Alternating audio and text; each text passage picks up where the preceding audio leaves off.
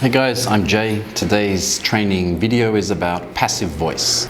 First, let's look at a structure that is a direct voice structure. To give you an idea, direct voice. Leonardo da Vinci painted the Mona Lisa. Subject, Leonardo da Vinci. Verb, painted. Object, the Mona Lisa. To make that a passive structure, I simply take the object, the Mona Lisa, bring it to the beginning.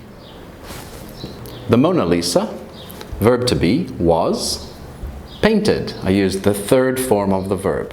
If I want to include the subject, I just separate it with by. The Mona Lisa was painted by Leonardo da Vinci. Why might I use the passive voice? It's an elegant structure. It's quite often used for one of three reasons. Maybe I don't know who the subject is. My car was stolen.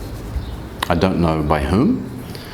It may be used because the subject is not important. I don't care. His teeth were extracted. Okay, I don't really need to say the dentist extracted the teeth. Or I don't want to point the finger. The air conditioner was left on, and I don't want to blame somebody or say who it was. How can you tell if a sentence is passive voice or not? Simply ask the question, by whom? If that's a valid question, then that sentence is passive. The car was stolen. By whom? That's passive voice. Hope you enjoyed the tip. Until the next one, ciao for now. Oh, hello.